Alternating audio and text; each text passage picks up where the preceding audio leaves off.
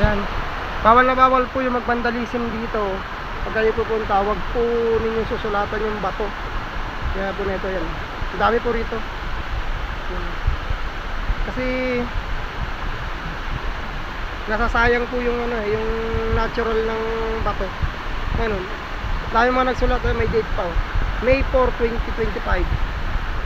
Marami. Tapos ito pa yung iba. Ayan. Nagagalit po sila kasi parang sinisira po kasi natin yung natural, yung parang pinaka-natural ng bato. Ayan, ang dami yung ano. ML solid. Yan. Kasi pagka kayo po inaabutan dito or nakita kayo na nagsusulat sa bato, may karapatan pong multa ito.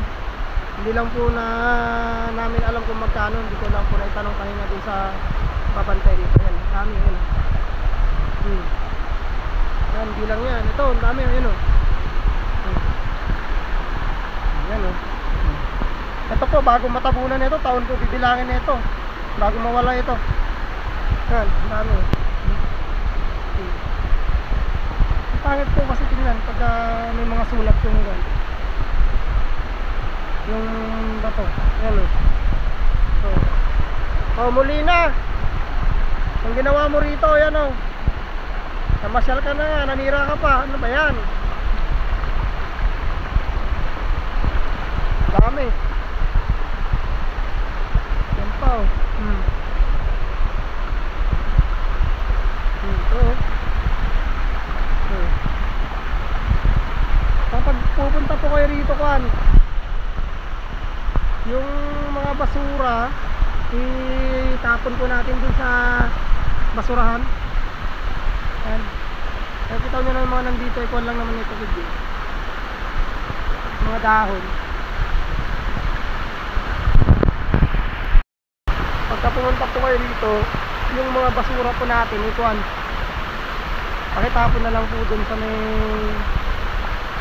basurahan, doon lang po lang sa may likod ng puno. Ilagay lang natin bago tayo umalis. So kung pwede, dalhin na lang natin, uuwi na lang po natin para malinis po itong, kasi maganda po talaga. Tapos sisirain lang po natin yun. Daming mga nagsulat dito sa bato. Ayun. Ang dami. Medyo lalarga na rin kami at medyo makulimlim na guys. Diyan na rin kami. Ang dami. Tapos yung mga pupunta rito, bago kayo dumiretso rito, dadaan muna kayo doon. Kapag dadaanan naman po yung barangay hall, mag-ano kayo doon, maglalagbo. Tapos pagdating dito sa may bukana, donation lang po ang kailangan. Kung magkano po yung ibibigay nyo. Meron pa nga rito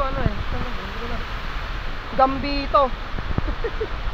Pangalan po ni Gambito talaga. Ang nilagay nila rito ay ito. Ito yan o. Kita ba? Hindi makikita yan. Gambito.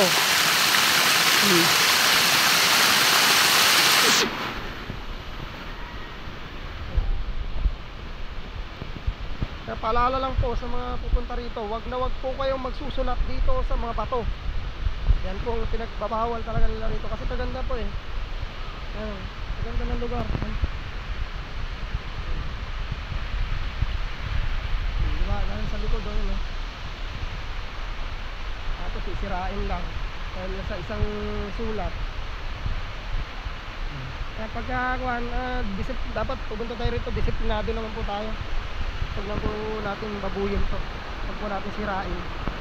Kung napakagandang gawa ng kalikasan na to, atin po sisirain basta-basta ng ganun lang.